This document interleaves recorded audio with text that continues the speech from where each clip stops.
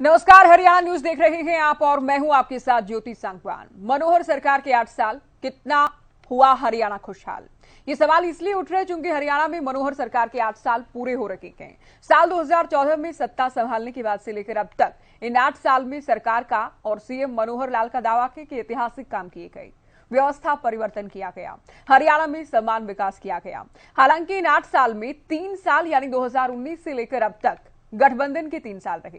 तो आज हम चर्चा करने वाले हैं कैसे रहे मनोहर सरकार के 8 साल और कैसी रही गठबंधन की चाल।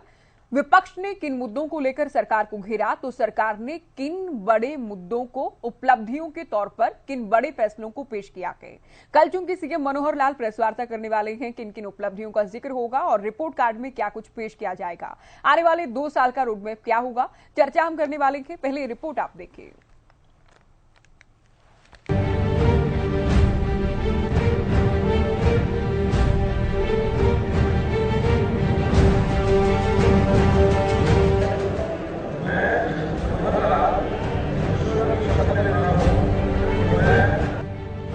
साल 2014 में हरियाणा में बड़ा राजनीतिक ऐतिहासिक परिवर्तन हुआ। जी हां, पहली बार बहुमत में बीजेपी सत्ता में आई। संगठन में काम करती रही पहली बार विधायक बनी मनोहर लाल सूबे की मुखिया बने और हरियाणा की बागडोर संभाली। पहले कार्यकाल में सीएम मनोहर लाल और हरियाणा की बीजेपी सरकार ने हरियाणा में अभूतपूर्व विकास कार्यों का दावा किया। हालांकि विपक्ष लगातार सरकार पर वार करता रहा। 5 साल बाद साल 2019 में भी एक बार फिर से मनोहर लाल हरियाणा के सीएम बने। हालांकि इस बार बीजेपी के पास बहुमत न होने के चलते जेजेपी के साथ मिलकर सरकार बनाई गई। जेजेपी नेता दुष्यंत चौटाला हरियाणा के डिप्टी सीएम बने। गठबंधन के तहत कॉमन मिनिमम प्रोग्राम के आधार पर काम करने का दावा किया गया। कुल मिलाकर इन 8 साल में हरियाणा में राजनीतिक बयानबाजी अलग अलग मुद्दों पर खूब हुई। विपक्ष अलग अलग मुद्दों को लेकर कभी सड़क पर कभी सदन में सरकार को घेरता रहा, लेकिन सीएम मनोहर लाल और हरियाणा सरकार संपूर्ण हरियाणा की समान विकास का दावा करती रही। सीएम हरियाणा एक हरियाणवी एक की नारे को सरकार की नीतियों की बुनियाद बताती रही। समान विकास और अंत्योदय को विकास का मूल सिद्धांत बताया गया। ऐसे में सरकार के 8 साल, जिनमें 5 साल बीजेपी सरकार और 3 साल की गठबंधन की कामकाज को लेकर सवाल ये जरूर उठता है कि कैसा रहा सरकार का कामकाज। अलग अलग विभागों में सरकार की बड़ी उपलब्धियां क्या रही, सरकार के सामने चुनौतियां क्या रही, 3 साल में गठबंधन का तालमेल कैसा रहा और आने वाले 2 साल में सरकार का क्या रोडमैप रहेगा। News desk, Haryana news. तो रिपोर्ट में आपने देखा और जाना कि किन किन सवालों के जवाब लेने का हम प्रयास करेंगे। क्योंकि देखिए, पहले 5 साल बीजेपी सरकार के, उसके बाद ये 3 साल गठबंधन सरकार के। इन 8 साल में क्या क्या बड़े काम किए गए, सरकार के पास गिनवाने को बड़ी उपलब्धियां क्या हैं, क्या चुनौतियां रही, इसको लेकर भी हम बात करेंगे। लेकिन 2019 के बाद चूंकि बात करें, गठबंधन की सरकार रही, क्या कॉमन मिनिमम प्रोग्राम के तहत काम हो पाया है, गठबंधन का तालमेल कैसा है, गठबंधन की चाल कैसी है, इसको लेकर हम बात करेंगे। और चूंकि 2 साल अभी बाकी है इलेक्शन में जाने में, तो 2 साल में क्या कुछ रोडमैप सरकार का रहने वाला है, किन मुद्दों पर काम किया जाएगा और किस दिशा में प्राथमिकता के आधार पर काम होगा, चर्चा हम करेंगे। एक खास पैनल हमारे साथ जुड़ गया है। हरियाणा बीजेपी से प्रवक्ता प्रोफेसर विधु रावल जी हमारे साथ हैं, प्रवक्ता कांग्रेस बजरंग दास जी हमारे साथ जुड़ गए हैं, नैलो प्रवक्ता विजेंद्र रेड्डू जी और साथ ही राजकुमार सिंह वरिष्ठ पत्रकार हमारे साथ जुड़ गए हैं। सभी का स्वागत है चर्चा में। शुरुआत जाहिर है बीजेपी से। विधु रावल जी, 8 साल मनोहर सरकार के और 3 साल इसमें मिलाकर गठबंधन सरकार के, कैसा रहा ये कार्यकाल? ज्योति जी, आपको नमस्कार और आपके माध्यम से सभी हरियाणा न्यूज के दर्शकों को नमस्कार। हमारे जो प्रबुद्ध पैनलिस्ट यहाँ पर हैं उन सबको नमस्कार। हरियाणा के अंदर समृद्धि है, हरियाणा के अंदर खुशहाली है। आज समृद्ध हरियाणा, खुशहाल हरियाणा, मुस्कुराता हरियाणा, एक ऐसा हरियाणा जिसके अंदर व्यवस्थाओं में परिवर्तन किया गया है, जिसके अंदर गरीब जनता तक सरकार के विकास के लाभ पहुंचे हैं। किस प्रकार से हरियाणा को भय, भूख और भ्रष्टाचार से भारतीय जनता पार्टी ने 2014 में जब सत्ता में आई तो भय, भूख और भ्रष्टाचार से मुक्त किया, जातिवाद, क्षेत्रवाद और परिवारवाद के दंश से मुक्त किया, असंतुलित विकास के जिस प्रकार का एक रुझान रहा करता था, जिस प्रकार से पुरानी सरकारें जो थी वो असंतुलित विकास किया करती थी, उससे मुक्त करके हमने हरियाणा को समान विकास, समान रोजगार और पात्रता के आधार पर रोजगार, इस प्रकार की एक नई पहल की। एक के बाद एक मैं बता सकता हूं कि हमने किस प्रकार से बिजली के क्षेत्र में, किस प्रकार से कृषि के क्षेत्र में, किस प्रकार से ग्रामीण विकास के क्षेत्र में, किस प्रकार से स्वास्थ्य शिक्षा के क्षेत्र में, किस प्रकार से हमने हर विभाग के अंदर जो है एकदम काया पलट कर दी हरियाणा के अंदर, हरियाणा की जनता से आशीर्वाद प्राप्त करके। और इसीलिए हरियाणा की जनता का निरंतर आशीर्वाद भारतीय जनता पार्टी को मिलता रहा, बल्कि बढ़ोतरी हुई। तो ओपनिंग स्टेटमेंट में तो केवल इतना ही मैं कहना चाहूंगा कि हरियाणा के अंदर हमने जो है रिवाज बदलने का काम किया है। बहुत सारे रिवाज इस प्रकार से पॉलिटिकल रिवाज जिसको कह सकते हैं हम, बन गए थे जो कि आम जनता को त्रस्त कर रहे थे, चोरों के लिए मददगार साबित हो रहे थे। बहुत सारे ऐसी व्यवस्थाएं जो कि हरियाणा सरकार के राजस्व पर लगातार चोट कर रही थी, गरीब के साथ अन्याय कर रही थी, भेदभाव कर रही थी, उन सारी व्यवस्थाओं को हमने बदलने का काम किया है। और यह जनता के आशीर्वाद से हुआ है और वो आशीर्वाद दिनों दिन बढ़ता रहा है। इस कारण से हमें भी हौसला हो रहा है और हमने गरीब के चेहरे पर जो मुस्कान लाई है, ये हमारा रिपोर्ट कार्ड है। जी बजरंग दास जी, ओपनिंग स्टेटमेंट आपने सुनी विधु रावल जी की, जो बड़ी बड़ी बातें निकलकर सामने आई। पहली बात की जन आशीर्वाद मिला के और उसी से संभव हो पाया कि व्यवस्था परिवर्तन किया गया के, संतुलित विकास किया गया के, बिना भेदभाव के हरियाणा में व्यवस्था परिवर्तन हुआ कि ये इनका दावा।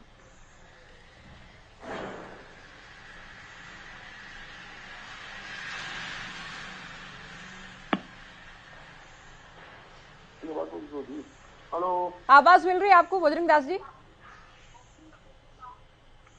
गर्ग साहब सुन रहे हैं आप? चलिए आएंगे आपके पास। इनेलो प्रवक्ता का रुख करते हुए रेडू साहब, आप कैसे देखते हैं सरकार के 8 साल को, जिसमें 3 साल गठबंधन के रहे हैं? और आपने सुना अभी बीजेपी प्रवक्ता को, जो कांग्रेस से मैंने सवाल पूछा वही सवाल आपसे रहेगा। क्या वाकई हरियाणा में व्यवस्था परिवर्तन हुआ? क्या वाकई हरियाणा में समान विकास हुआ? गरीब की आवाज सुनी गई? और क्या हरियाणा में ऐतिहासिक फैसले लिए गए हैं जो कि सरकार का दावा है? ज्योति जी, सबसे पहले आप सभी को नमस्कार और दीपावली की भी शुभकामनाएं। आज पहली बार मिले हैं दीपावली के उत्सव के ऊपर हम जी, तो आपको भी और आपके सभी दर्शकों को दीपावली की भी बहुत बहुत शुभकामनाएं। ज्योति जी देखिए, 2014 में बड़े उत्साह और जोश और उमंग के साथ हरियाणा प्रदेश ने भारतीय जनता पार्टी की सरकार को चुना था, क्योंकि इन्होंने घोषणा पत्र में इतने सारे वायदे जनता के सामने किए थे कि हम 50,000 प्रति वर्ष जो है ना रोजगार देने का काम करेंगे, हम किसान की आय को दुगुना करने का काम करेंगे, हम जो है रोजगार के साथ साथ जो है ना भ्रष्टाचार मुक्त देंगे, किसान की आय को दुगुना करेंगे, C2 का फार्मूला लागू करेंगे किसानों के लिए। अनेकों वायदे किए और इन वायदों में आकर के जनता ने इनको आशीर्वाद देने का काम किया और भारी बहुमत से हरियाणा प्रदेश में भारतीय जनता पार्टी की सरकार स्थापित हुई। जब उसके बाद जब ये अपना कार्ड लेकर के 2019 में गई तो एकदम सिरे से जनता ने इनको नकारने का काम किया। जो इतने भारी बहुमत से 2014 में बने थे तो 2019 में इन्होंने 75 का नारा दिया और ये 40 पर सिमट करके रह गए। तो सबसे बड़ा परिणाम तो जनता ने दे दिया कि इन्होंने इन पिछले 5 वर्षों में कोई कार्य नहीं किया, एक भी वायदा पूरा नहीं किया। इसके साथ साथ पहले टर्म में मनोहर वन में इन्होंने एक हैपनिंग हरियाणा का भी एक प्रोग्राम किया था, जिसके ऊपर इन्होंने करोड़ों रुपए का खर्च किया था। गुड़गांव में बहुत सारे उद्योगपतियों को बुला करके हरियाणा प्रदेश की जनता को यह आश्वासन देने का काम किया था कि हरियाणा में लगभग 6.5 लाख करोड़ रुपए का इन्वेस्ट का हमने MOU बना दिया है। बहुत सारे उद्योग यहाँ पर आएंगे और हरियाणा प्रदेश में बहुत सारे रोजगारों का बहुत बड़ा पिटारा खुलने जा रहा है। हरियाणा प्रदेश में कोई भी बेरोजगार नहीं रहेगा। इसके विपरीत 2019 में जनता को ने इनको सर्टिफिकेट दिया, इनको पूर्ण रूप से फेल करार दिया, लेकिन फिर भी जैसे तैसे गठबंधन में इन्होंने अपनी सरकार बनाई। सरकार बना करके फिर जनता के साथ इन्होंने धोखा किया, क्योंकि जनता ने तो नकार दिया था, लेकिन जेजेपी के साथ मिलकर के इनकी सरकार बन गई। 2019 के बाद तो मैं कितनी घटनाएं गिनाऊं ज्योति जी आपको। जिस प्रकार से किसान आंदोलन में क्या किसानों के साथ क्या हाल किया इन्होंने। 2016 में एक और घटना रिजर्वेशन के टाइम की थी, 32 जवानों को गोली से भूनने का काम किया था। तो इतने सारे काम के, इसके अलावा जो इन्होंने कहा था कि भाई हम जो है, अभी जो विधु जी बोल रहे थे कि समान विकास किया, बिल्कुल ये तो बात मैं मानता हूं, क्योंकि विकास कहीं भी नहीं हुआ, अपने आप ऑटोमेटिकली समान रह गया, सभी कुछ समान हुआ। व्यवस्था परिवर्तन की इन्होंने बात की ज्योति जी। आप ग्राउंड लेवल पर आप अपनी टीम से सर्वे करवा करके देख लीजिए, जो पहले कांग्रेस के टाइम में जो भ्रष्टाचार और करप्शन हुआ करता था, कई गुना ज्यादा बढ़ गया है। पहले अगर कोई जो है ना 100 रुपए में काम कर दिया करते थे, सेवा लेकर के 100 रुपए की सेवा जान जाती थी, आज वहां हजारों की सेवा दे करके भी काम नहीं होते। रोजगार की बात करें, रोजगार बिल्कुल संपूर्ण रूप से खत्म हो गया है। 50,000 की जगह 50,000 सालाना हटाने का काम किया जा रहा है। किसान दुखी है। महंगाई की बात मैं करूं, महंगाई चरम के ऊपर है। आज तो सरकार ने दूध, दही, लस्सी इत्यादि खाद्य वस्तुओं के ऊपर भी टैक्स लगाने का काम किया है। आज प्रदेश की जनता बड़ी परेशान है, इस सरकार से बहुत दुखी है। ज्योति जी, जो वायदे, जो विश्वास, जो भरोसा जनता को इन्होंने दिया था, 1% कहीं भी ये खरा उतरने का इन्होंने काम किया नहीं किया। इन्होंने 2022 तक किसान की आय दुगुनी तो करने का वायदा किया था, लेकिन वो दुगुना नीचे ले जाने का काम किया। इतनी महंगाई हो गई है। एमएसपी इन्होंने कहा था सभी फसलों पर हम एमएसपी लागू करेंगे। एमएसपी सभी फसलों पर लागू करने के बजाय ई ट्रेडिंग लेकर के आ गए, जिसकी वजह से किसान अपनी फसल को बेचने में दुखी हो रहा है। एक तरफ कहते हैं वन नेशन वन मंडी, और दूसरी तरफ अगर कोई इधर उधर से अनाज आता है या जाता है तो उसका चलान करके उसके ट्रैक्टर को अंदर रखने का काम करते हैं। चलिए अभी पहले एसवाईएल पानी लाने का बड़ा मुद्दा था। एसवाईएल को लेकर भी बात करेंगे। बिल्कुल बिल्कुल, एसवाईएल का पानी एसवाईएल को लेकर हर साल बजट भी निर्धारित किया जाता है, बजट भी रखा जाता है, लेकिन निर्माण कबूर कैसे हो ये भी सवाल के। फिलहाल आगे बढ़ते हुए बजरंग दास जी, इतना क्लियर है, मैं भी जानती हूँ, दर्शक भी जानते हैं, तारीफ तो आप नहीं करेंगे सरकार की, लेकिन आप ईमानदारी से अगर बताना चाहें हरियाणा सरकार को और गठबंधन की अब तक की 3 साल की सरकार को 10 में से अगर आपको नंबर देने हो, कितने नंबर आप देंगे ईमानदारी से? देखिए ज्योति जी, तारीफ करने में कोई बुराई नहीं। अच्छा काम कोई करे तो हमारा फर्ज भी बनता है, धर्म भी बनता है कि हम उसकी तारीफ करें, ताकि आगे और ज्यादा सरकार अच्छा काम करे। अगर जो सरकार काम ही गलत करे उसकी तारीफ करनी चाहिए, या बताना चाहिए सरकार ने ये किया, ये होना चाहिए, ये सरकार ने काम नहीं किया। आपने डिबेट रखी इस बात के ऊपर, 8 साल के अंदर सरकार ने क्या क्या काम किया है वो बताएं। तो मैं वही बताने जा रहा हूँ, 8 साल के अंदर इस सरकार ने महंगाई और बेरोजगारी, बेहताशा बेरोजगारी बढ़ाई है। यहाँ तक कि मेरे साथी नेलो के साथी भी कह रहे थे, जिन वस्तुओं पर टैक्स नहीं था, कपड़ा था, चीनी था, यहाँ तक कि दूध था, दही था, खाद थी, खेती में उपयोग आनी दवाइयाँ थी, जब से देश आजाद हुआ तब तक अब तक कभी उन पर टैक्स नहीं था। इस सरकार ने उस पर टैक्स लगा दिया। जिन वस्तुओं पर, खाद्य वस्तुओं पर, आम उपयोग में आने वाली आइटम जो भी थी वस्तुएं थी, उन पे 5% टैक्स था। इस सरकार ने उनको 18 व 28% टैक्स लगाकर जनता की जेबों में धक्का डालने का काम किया। जो काम सरकार ने, ये कहते नहीं हमने, ये कहते नहीं रोजगार देंगे। मोदी साहब ने कहा था हर साल 2 करोड़ बेरोजगारों को रोजगार देंगे। हरियाणा पर आ जाइए ना, कभी टैक्स हरियाणा की हरियाणा देश का हिस्सा है ज्योति जी। जब रोजगार मिलेगा तो हरियाणा को भी मिलना था, ये नहीं कि खाली दिल्ली को मिलना था, वो हिस्सेदारी हरियाणा में भी आनी थी। जो मैं बताना चाहता हूँ, जो स्थितियां हरियाणा की हुई है, जहाँ देखिए ये जहाँ स्थिति है आज, रोटी, कपड़ा और मकान, 3 चीज जरूरत की आम व्यक्ति के लिए, तीनों महंगी कर दी। कपड़े पर टैक्स लगाया महंगा, चीनी पर टैक्स लगाया महंगा, मकान, जो मकान गरीब आदमी बनाता था, सीमेंट की रेती थी, लोया था, आप देखोगे रेती जो 8 रुपए स्क्वायर फुट हुआ करती, आज 34, 35, 38 रुपए स्क्वायर फुट सीमेंट के डेंडे, और यहाँ तक कि सरिया का रेट दुगना हो चुका है। सरिया पर टैक्स 5% था, उसमें 18% लगा दिया। गरीब आदमी, तो ये तो जब देखिए आप महंगाई पर जब बात करेंगे ना सर, तो फिर कांग्रेस शासित राज्यों की बात होगी तो वो भी उसी नाव में सवार के फिर, तो इससे बेहतर है कि हम हरियाणा को लेकर ही बात करें। देखो, मैं कांग्रेस राज्य की बात भी ले लूंगा, मैं एक ही बात बताया आता हूँ, जहाँ किसान की ले लो, इन्होंने किसान के साथ क्या किया कि इनके राज के अंदर 750 किसान शहीद हो गए। ये कहते हैं हम किसान के देशी है, किसानों को लाठी चार्ज किए, आज भी सैकड़ों किसान इनके सताए और जेलों में बैठे हैं, झूठे मुकदमे करके जेलों में ठोक रखा है। ना किसान खुश, ना व्यापारी खुश। आप सुन लो, व्यापार उद्योग बढ़ाने की बात करते हैं। एपनिंग हरियाणा गुड़गांव में बना के करोड़ों रुपए कर दिए। आज क्या हालात है, आज व्यापार भी पिछड़ रहा है, उद्योग भी पिछड़ रहा है।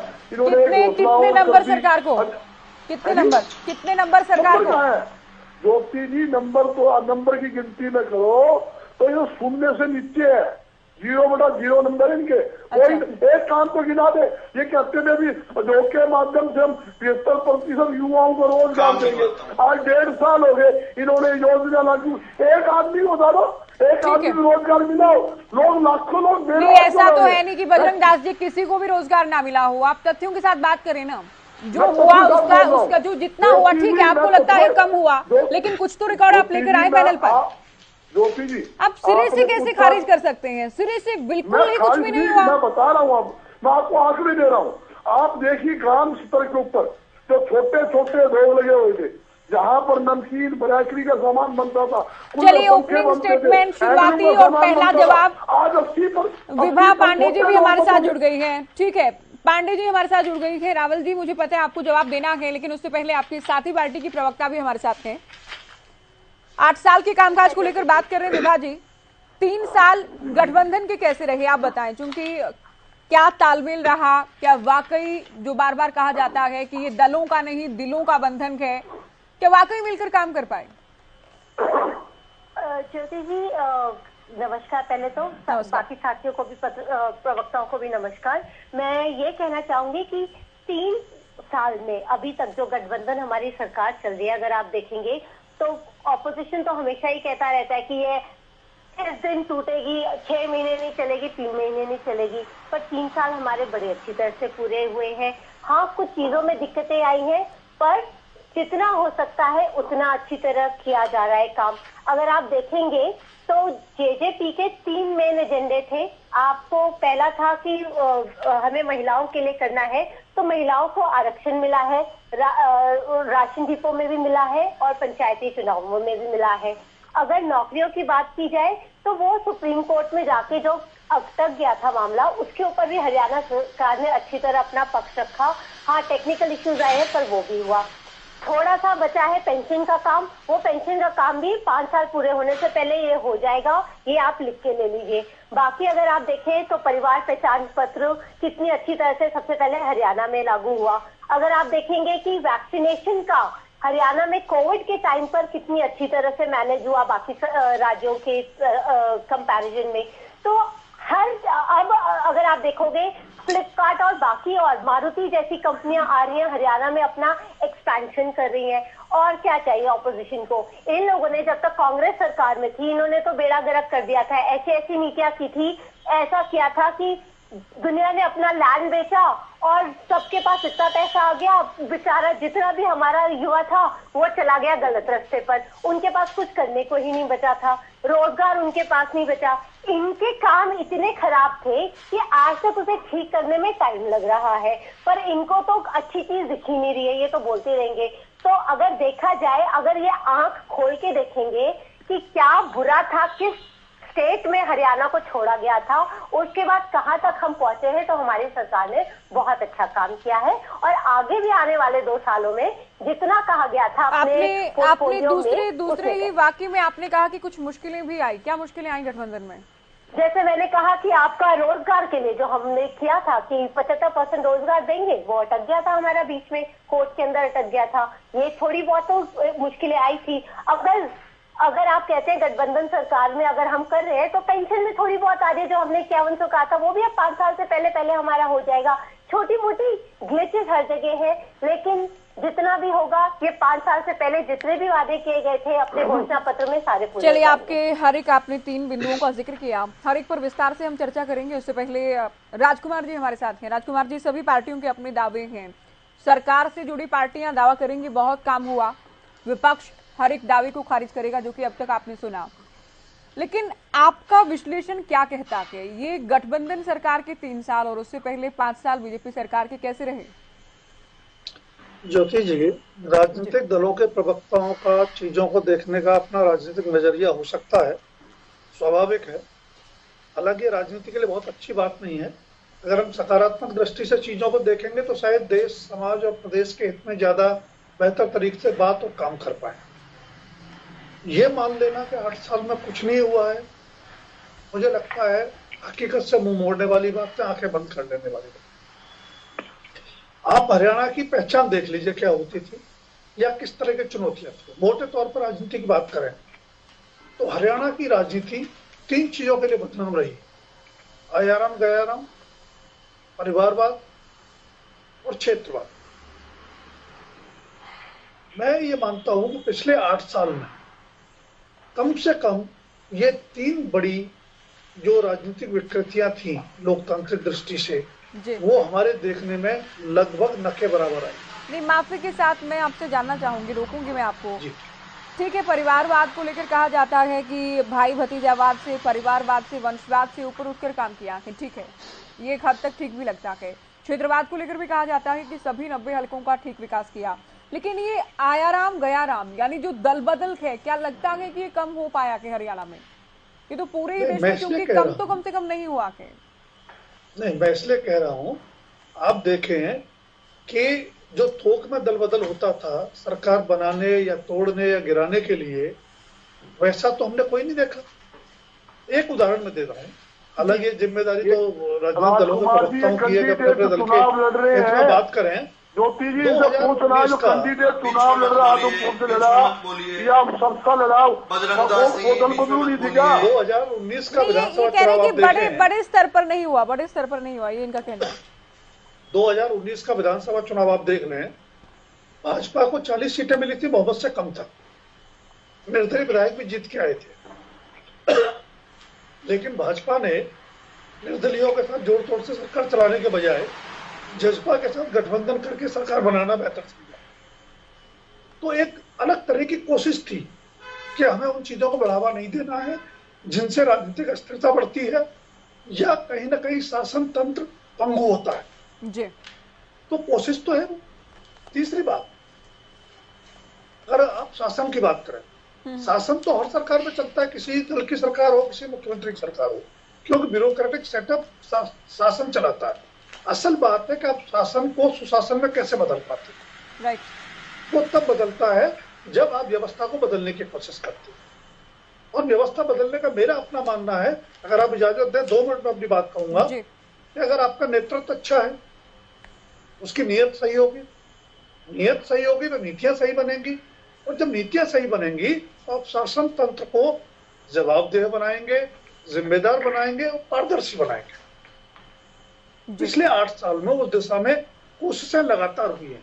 हम इस पर बहस कर सकते हैं कि परिणाम कितना निकला।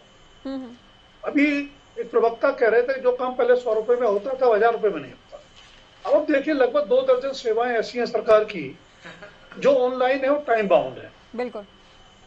अगर आप वो काम नहीं करेंगे निर्धारित समय में तो ऑटोमेटिकली ऊपर अपीलेट पे चला जाएगा, एक सीमा के बाद और ऊपर जाएगा, और जिन्होंने काम नहीं किया उनको जुर्माना लगेगा।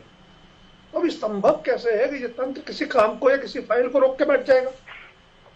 दूसरी बात, हम अक्सर सुनते हैं या कहते हैं, बाकी राज्यों का भी अनुभव अलग नहीं है, कि नौकरियों से लेकर तबादलों तक बिना सिफारिश के या रिश्वत पे कुछ नहीं होता। अगर हरियाणा में उस दिशा में कोशिश हुई कि ट्रांसफर भी होंगे तो ऑनलाइन होंगे, नौकरियां मिलेंगी तो ऑनलाइन भर्ती होगी, मेरिट पे होगी, सारा काम पारदर्शी तरीके से होगा, तो कहीं ना कहीं उन सारे रास्तों को बंद करने की कोशिश की गई है जो भ्रष्टाचार को, नौकरशाही को, लाल फीताशाही को या भाई भतीजावाद को बढ़ावा देने के काम जी। उस दिशा में कितना काम हुआ है उसको बहस हो सकती है, लेकिन मेरा मानना है कि सरकार की दिशा बिल्कुल सही है, नीयत बिल्कुल सही है। और आप देखिए कि जिस तंत्र में सरकारी भर्तियों की, तबादलों की सूचियां विधायकों से बन के आती रही हों, अगर उसमें पूरी तरह रोक लग जाए कि सब कुछ ऑनलाइन होगा, सब कुछ पारदर्शी तरीके से होगा, तो उस सरकार को पहल करने के लिए खुद अपने राजनीतिक दलों में, अपने राजनीतिक तंत्र में कितनी कसमकस का सामना करना पड़ा होगा। बिल्कुल, बहुत बार खबरें तो जो अंदर खाते की खबरें आती हैं कि कभी विधायकों की ब्यूरोक्रेसी नहीं सुनती है या फिर नेताओं की नहीं सुनी जाती, मंत्रियों की नहीं सुनी जाती। अगर अच्छी पहल हो रही है तो हमें उसका स्वागत करना चाहिए। कुछ कमियां हैं तो बतानी चाहिए, उनमें सुधार की सलाह भी देनी चाहिए, लेकिन हम नकार दें तो अच्छा काम करने वाले की जो मंशा है, जो कोशिश है, जो उत्साह है, वो कहीं ना कहीं प्रभावित होता है, उससे मैं बचना देखिए आपने बिल्कुल ठीक कहा, और गर्ग जी को भी मैंने ये कहा कि आप कह दें कि ठीक है बहुत ज्यादा अच्छा नहीं हुआ, लेकिन कुछ तो किया गया। ऐसा तो है नहीं कि 8 साल में कुछ भी ना किया गया हो। और आपने बिल्कुल ठीक कहा कि कम से कम एक डायरेक्शन सही लेकर चल रही है सरकार। उसका परिणाम क्या मिला, कितना मिला, नहीं मिला, उस पर चर्चा। एक चीज मैं और जोड़ना चाहता हूँ जी जल्दी। अभी 2019 के चुनाव की बात हुई कि 2014 में भाजपा को भारी बहुमत मिला। हमें आंकड़ों पर नजर डाल लेनी चाहिए, बहुत भारी बहुमत नहीं, 46 सीटें थी, 47 सीटें, और उसके बाद सात कम हुई थी। मैं पहले जवाब में टोकना नहीं चाहती थी रेडू साहब को, इनकी ओर से कहा गया कि बहुत भारी अंतर आया, ऐसा नहीं हुआ, बिल्कुल 7 कम हुई जी। लेकिन 2005 में कांग्रेस की सरकार 67 सीटों के प्रचंड बहुमत से बनी थी, बिल्कुल। 2009 में जब चुनाव हुआ कितनी सीटें थी? 40 सीटों पर। तो जिसको गिरावट कहते हैं ना, वो इतना बड़ा फिसलन जब होती है तब गिरावट कहते हैं। 47 से 40 को बड़ी गिरावट नहीं कहते। तो हमें कहीं ना कहीं यथार्थ परख होना चाहिए, और राजनीति करते हुए भी हर चीज को राजनीतिक चश्मे से नहीं देखना चाहिए। प्रदेश और देश का हित पहले होना चाहिए, राजनीतिक हित बाद में रखे जाने चाहिए। जी बिल्कुल आपने ठीक कहा। रावल जी, अभी राजकुमार जी को सुना, ये 2-3 बातें जिनको लेकर सरकार दावा भी करती है कि पारदर्शिता लेकर आई, सिस्टम को डिजिटल हमने किया, भ्रष्टाचार को खत्म करने का प्रयास किया। सीएम खुद कहते हैं, एक नारा इन दिनों प्रचलन में है कि भ्रष्टाचार का काल सीएम मनोहर लाल। तो ये कहीं ना कहीं देखिए सरकार की अच्छी पहल के तौर पर तो इसे माना जाएगा, ये हम पैनल पर कहते हैं। लेकिन रोजगार को लेकर अभी आपने सुना, आपके जो प्रवक्ता हैं, साथी प्रवक्ता हैं, कि रोजगार नहीं दिया गया।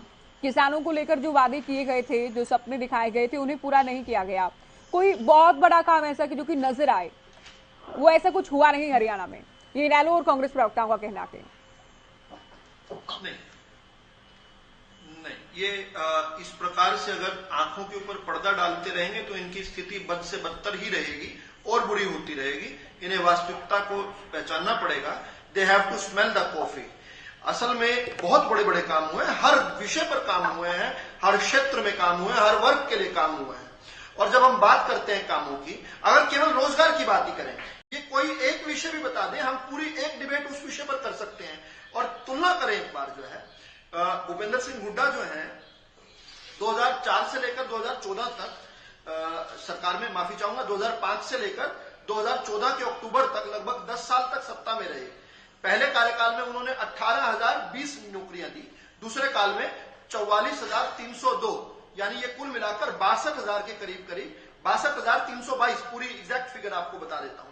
हम ये 10 साल में 62,000 ही केवल नौकरी दे पाए, हम केवल 8 साल में जो है 90,000 से अधिक नौकरियां दे चुके हैं, और 35,000 के करीब नौकरियां अगले महीने मिलने वाली हैं, पाइपलाइनिंग में है। चाहे सीट का एग्जाम है, चाहे बहुत सारे एक लाइन अप जो एग्जाम्स हैं।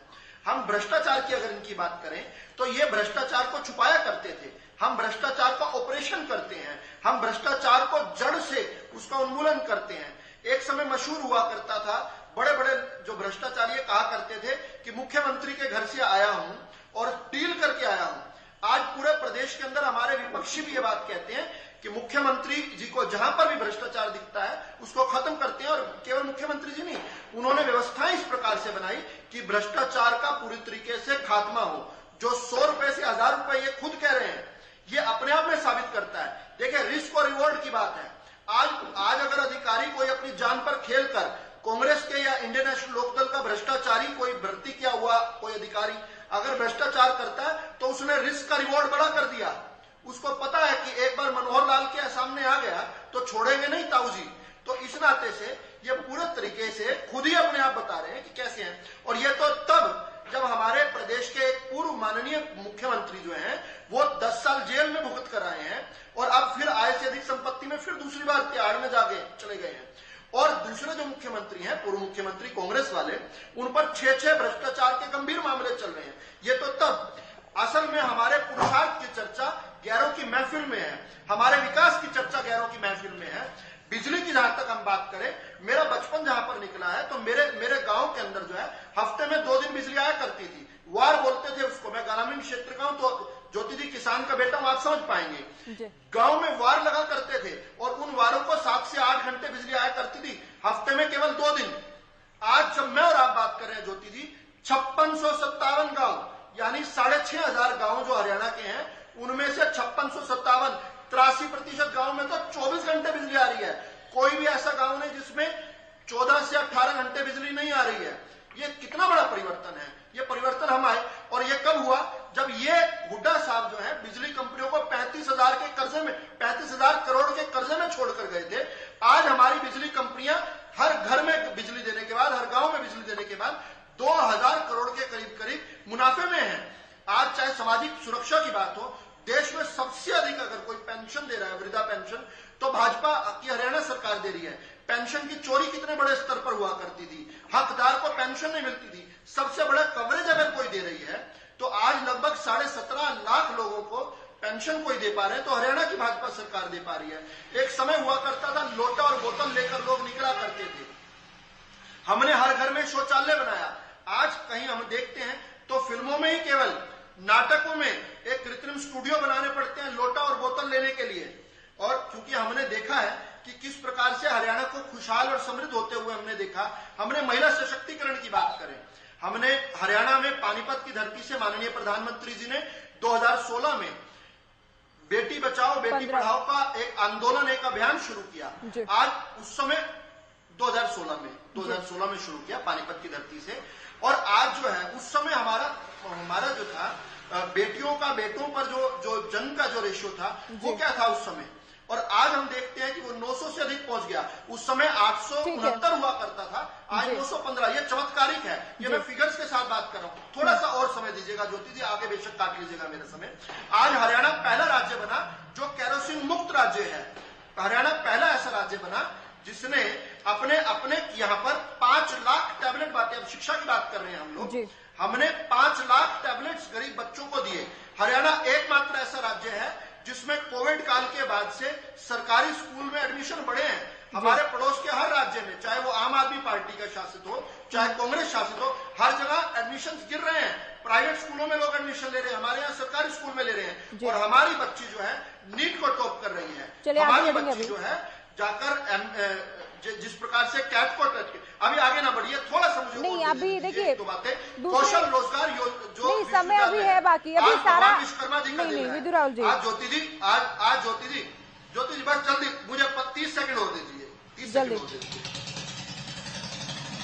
आज भगवान विश्वकर्मा जी का दिन है। हमने विश्वकर्मा कौशल रोजगार विश्वविद्यालय बनाया, देश के अंदर प्रथम स्किल यूनिवर्सिटी बनाई हमने। महाराणा प्रताप बागवानी कॉलेज की बात हो, चाहे पंडित दीनदयाल उपाध्याय आयुर्विज्ञान विद्यालय की बात हो, गीता जयंती को किस प्रकार से अंतर्राष्ट्रीय स्तर पर ले गए, वो गीता ज्ञान जिससे पूरा विश्व जो है आज प्रफुल्लित है, उज्ज्वलित है, उसको लेकर गए। चलिए बहुत लंबी लिस्ट है आपके पास, आज आप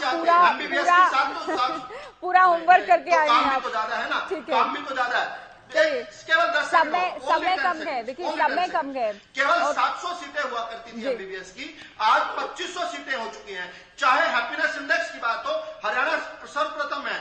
चाहे ईज ऑफ डूइंग बिजनेस की बात हो, हरियाणा दूसरे नंबर पर है। चाहे स्वच्छता की बात हो, हरियाणा जो है सभी बड़े राज्यों में पहला राज्य। अभी आगे बढ़ते हुए बजरंग दास जी, हमने लोगों के चेहरे पर मुस्कान लेकर आए हैं। बजरंग दास जी, अभी सुना आपने, लिस्ट बहुत लंबी है रावल जी के पास, और इनका कहना है कि काम भी तो बहुत ज्यादा हुए थे। देखिए भ्रष्टाचार को लेकर बहुत बड़ा दावा है। ओम प्रकाश चौटाला साहब का भी जिक्र किया गया, इनकी ओर से हुड्डा साहब का भी जिक्र किया गया। करप्शन के साथ साथ परिवारवाद की जो राजनीति थी, या भाई भतीजावाद था, या विकास के नाम पर जो भेदभाव था, क्षेत्रवाद जो था हरियाणा में, उसे खत्म किए जाने का एक बड़ा दावा पैनल पर।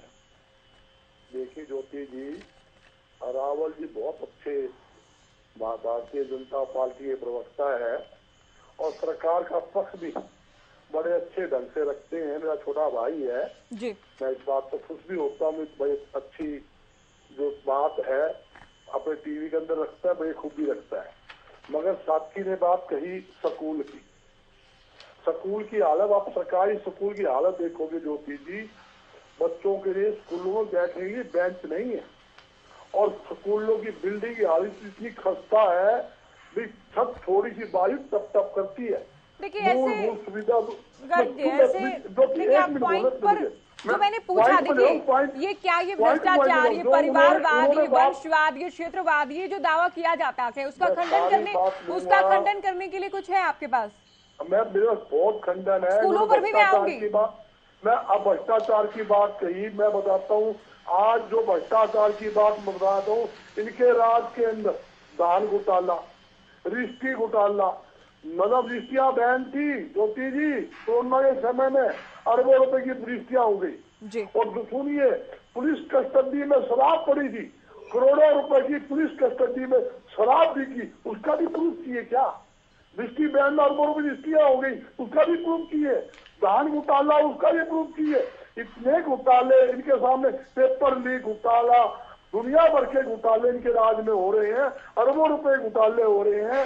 यहाँ तक कि इनके चेयरमैन में के वहाँ ऑफिस में भी करोड़ों रुपए फिर ये मानते नहीं। फरीदाबाद के अंदर देखिए, फरीदाबाद के अंदर नगर निगम के अंदर 200 करोड़ रुपया, कोई काम नहीं, सिर्फ कागजों में टेंडर, कागजों में काम हो गया, 200 करोड़ का घोटाला हो गया आपके सामने। फिर कहते हैं हमारी घोटाला मुक्त सरकार है। ये तो सिर्फ घोटाले की सरकार है। मैं पॉइंट टू पॉइंट ले आता हूँ। जहाँ इन्होंने कहा बिजली का मामले में, बिजली किसने पैदा की? बिजली प्लांट किसने लगाए? इनके राज में एक प्लांट लगा ही नहीं। बिजली के प्लांट कांग्रेस के राज में लगे।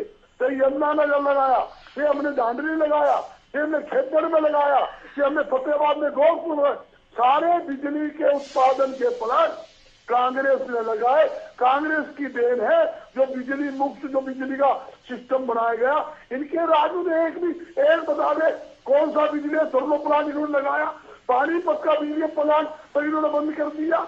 जगह जगह जो ये खेतगढ़ का चक्कर पड़ा, वहां भी इन्होंने एक यूनिट बंद करने की बड़ी भारी कोशिश की। कोई इनके राज में ना तो बिजली का पैदावार के लिए कोई बिजली का प्लांट लगाया। अगर मेरी बहन जी बोल रही थी भाई हमने 75% कानून बनाया, उसमें थोड़ी देर ही हो गई। बहन जी एक बात बता दे, 75% आपने कानून बना दिया, अच्छी बात है, उसकी मैं सराहना करता हूँ। उद्योग के माध्यम से हम युवा बेरोजगार 75% रोजगार देंगे। एक तो नाम बता दे, पूरे हरियाणा में 1.5 साल में एक भी व्यक्ति को उद्योग के माध्यम से इन्होंने रोजगार दिलाने का काम किया। इनके पास आंकड़े हैं। मैं बताना यही चाहता हूँ, इनके समय में जो उद्योगों की बात की जा रही है, कोई भी उद्योग के माध्यम से रोजगार नहीं मिला। उद्योग के माध्यम से उद्योग बंद हुए या पलायन हुए, उनसे लाखों लोग बेरोजगार हुए हैं। आज हालात हरियाणा की ये लोग तो कहते थे हम तो भाई कहा भी हमने वो अपने क्या करते हैं वो क्या बोलते इसको क्रोसिन मुक्त कर दिया। कहा क्या कर दिया? जो आपने कहा था 250 रुपए रसोई गैस सिलेंडर देंगे, 410 रुपए हमारे राज में था, आपने 1070 कर दिया। कौन गैस सिलेंडर? ज्योति जी इतना जोर लगा के ये बोल रहे हैं, अब मैं थोड़ा बात कर लेती हूँ। आपसे मेरा सवाल भी विभा जी, देखिए इनके उत्तर को आपने सुना। ओके, देखिए जो आपने बात कही मैं उसका जवाब दे रहा हूँ। गर्ग जी ने जो कहा, विभा पांडे जी, कुछ घोटालों का जिक्र किया गया। और क्या ये केवल एक इत्तेफाक है जिन घोटालों का ये जिक्र करते हैं? नहीं, बिल्कुल। देखिए जो सवाल ये कि महकमे किसके पास है, एग्जैक्टली सवाल ये। विभा जी आप सुने अभी, किसके पास है? गर्ग जी आपका ही सवाल में पूछ रही, आप सुने। विभा जी नहीं, देखिए कथित धान घोटाले की बात हो, कथित शराब घोटाले की बात हो, कथित रजिस्ट्री घोटाले की बात हो, हालांकि जांच जारी है वो तमाम बातें, लेकिन ये विभाग किसके पास है? कांग्रेस प्रवक्ता का भी सवाल है। क्योंकि देखिए सीएम की छवि क्या बनी इन 8 साल में? ईमानदार सीएम की छवि बनी। और क्या ये केवल एक इत्तेफाक है कि जो घोटाले या घोटालों के मामले सामने आए उनको लेकर विरोधी दल ये कहते हैं कि विभाग सभी किसके पास है? डिप्टी सीएम के पास है। ज्योति जी एक बात बताइए कि अगर वो घोटाले सामने आ रहे हैं, उनके ऊपर केसेस, मैंने खुद कितने जो रजिस्ट्री के केसेस आए थे फ्रॉड के, तहसीलदारों को सस्पेंड कराया है। यहाँ हमारे पास जो रिपोर्ट होता है हम उसके ऊपर कार्रवाई करवा रहे हैं। अगर कोई इंडिविजुअल, कोई व्यक्ति करने वाले तो उसके ऊपर पूरी कार्रवाई हुई है। घोटाले किसने करवाए, किसने आरोप पे खाए, उस पर क्या कार्रवाई करी? बताइए, आप जो बार बार बिजली का बोल रहे हैं, आपने जितने प्लांट लगाए थे जब तक आपकी सरकार थी, 6-6 घंटे लाइट नहीं रहती थी, गर्मी में हालत बुरी हो जाती थी। आज की डेट में हम लोगों ने ये कर रखा है, 8 घंटे के ऊपर लाइट जाएगी हमारे समय में बिजली की कोई कमी नहीं रहेगी। हमारे समय में बिजली का तो हमने काम किया। आगे सुनिए, आप जो हरियाणा के स्पोर्ट्स का देखिए, नीरज चोपड़ा के लिए आप भी हमारा नारी में आप भी करते होंगे। नीरज चोपड़ा के नाम पर 56 इंच का हरियाणा स्पोर्ट्स में कहां तक पहुंच गया। आप जो घोटाले की बात करें, घोटाले तब होते हैं जब हो जाए काम और कोई पकड़ा ना जाए। यहाँ कितने लोग सस्पेंड हो रहे हैं, कितने कार्रवाइयां हो रही है, आप उसे घोटाला नहीं बोल सकते। आपके टाइम में तो मारुति में घोटाला करने वाला मास्टर माइंड, उससे पूछो ना उसका क्या जवाब। जो मास्टर माइंड है, जिसने घोटाला करवाए, जिसने मोटा माल खाया, उसके खिलाफ क्या कार्रवाई। एक तहसीलदार का क्या कसूर है, एक डिस्ट्रिक्ट कलेक्टर का क्या कसूर है। डिस्ट्रिक्ट करवाई किसने, डिस्ट्रिक्ट किसके आदेश से हुई, किसके आदेश से शराब निकली, ये पूछो आप। किसका आदेश था, किसके आदेश से तहसीलें खुली, बजरंग दास जी बीच में बोलना तो ठीक नहीं है ना। बजरंग दास जी बीच में बोलना तो ठीक नहीं ना। हम विभाजी की बात सुन ही नहीं पा रहे हैं। आग लगाई गई थी और वर्सेस जो आज मारुति के नए प्लांट खुल रहे, आप उस बात का जवाब दे दीजिए, उसके बाद लांछन लगाइए। आप लोगों ने बिजली तो प्लांट लगाया, लेकिन बिजली दी नहीं। सिर्फ जो हरियाणा को बनाने का काम किया, ये मैं बताता हूँ, हरियाणा को जो जलाने का काम किया वो सरकार की साजिश थी। जाट नॉन जाट में एक जहर घोलने की एक साजिश थी। वो खेल सरकार का खेल था। नहीं, आगे बढ़ती हूँ चर्चा में। सारी दुनिया में पता है किस प्रकार भाईचारा खराब करने की साजिश की। मेरा भाईचारा खराब नहीं होगा, भाईचारा रहेगा।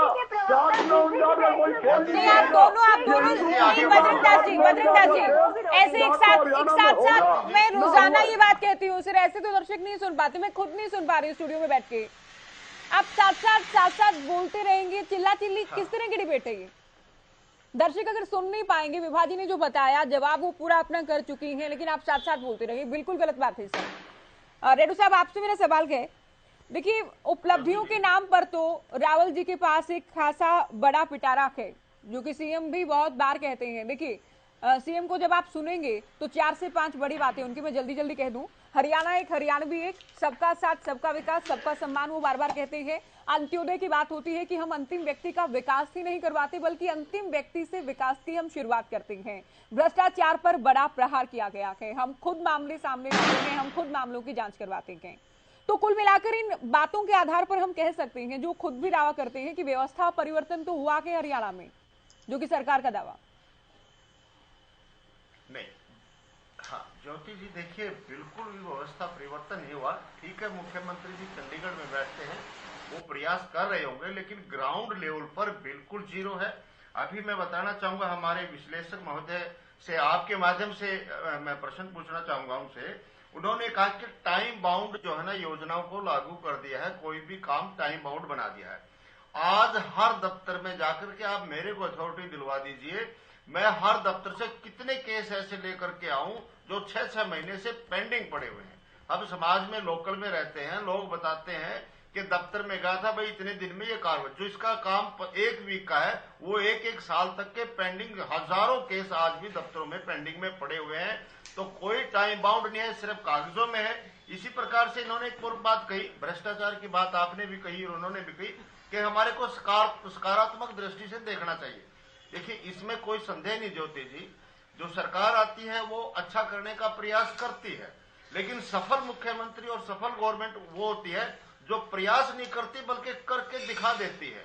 इन्होंने प्रयास किया होगा, मैं ये नहीं कहता कि प्रयास नहीं किया, लेकिन इनका प्रयास पूर्ण रूप से फेल है। और फेलियर क्यों है, रीजन ऑफ फेलियरनेस क्या है इनकी, वो भी इनको पता है, क्योंकि कहीं भी इनकी प्रशासन के ऊपर किसी प्रकार की कोई पकड़ नहीं है।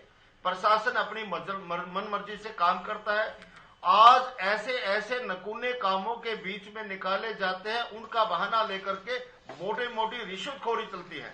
अब ये आपने भी कहा और इन्होंने भी कहा कि भ्रष्टाचारियों को पकड़ा जाता है।